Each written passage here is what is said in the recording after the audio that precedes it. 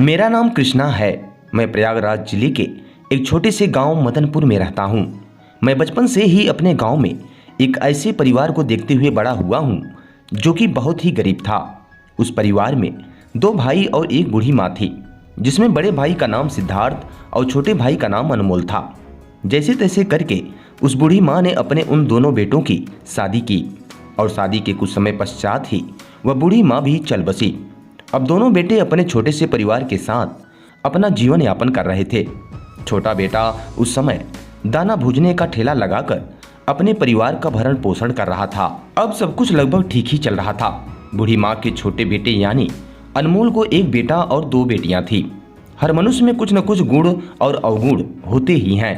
अनमोल में भी कुछ ऐसा ही एक अवगुण था। उसे गुटखा खाने का शौक था।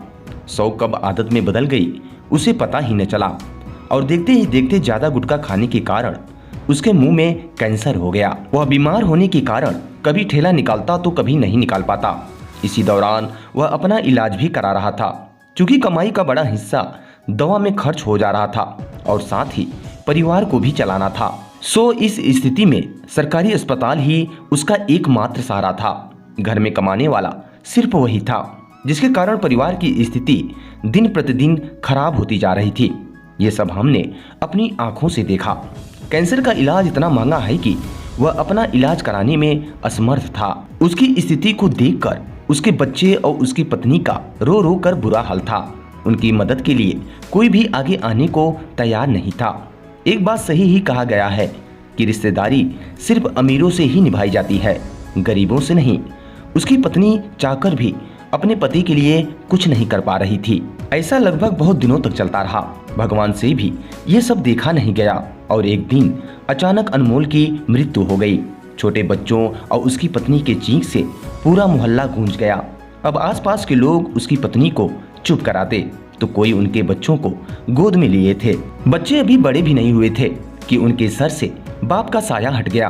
फिर आसपास के लोगों ने मिलकर अनमोल का अंतिम संस्कार किया। घर में कई दिनों तक चूल्हा नहीं जला, लेकिन पापी पेट कब तक शांत बैठे। उधर से बच्चों की आवाजें आने लगी, माँ भूख लगी है, खाना बनाओ। और माँ तो आखिर माँ होती है। अभी आंख के आंसू सूखे भी नहीं थे, फिर भी वो अपने बच्चों के लिए खाना बनाने गई। बच्चों को तो उसने खिला दिया, पर उसे खिलाने वाला कोई नहीं था। अब घर में रखे पैसे भी धीरे धीरे खत्म हो चुके थे और बच्चों को पालना भी था। इसलिए उसने समाज की चिंता न करते हुए वही अपने पति का ठेला निकाला और फल बेचने लगी। मैं सोचता हूँ कि आखिर इतनी हिम्मत उस औरत में आई कहाँ से। अभी उसके पति के मृत्यु को महीना भी नहीं हुआ था और वह अपना आंसू पोंछकर अपने बच्चों को पालने का सोच लिया था। रोज मंडी से फल लाना, ठेले पर रखकर बाजार में बेचना और घर आकर घर का सारा काम करना, खाना बनाना और बच्चों की देखभाल करना। आखिर इतनी शक्ति वह लाती कहाँ से थी। मैं ये सब देखकर हैरान था। मैं समझता हूँ कि ऐसी सबला नारी से प्रेरित होकर ही यह कहा गया है कि अकेला बाप अपने बाल बच्चों को नहीं पाल सकता, लेकिन एक अकेली माँ अपने बच्चों को अच्छे से जरूर पाल सकती है। धन्यवाद दोस्तों। तो दोस्तों, इस वीडियो में बस इतना ही। उम्मीद करते हैं ये कहानी आपको पसंद आई होगी।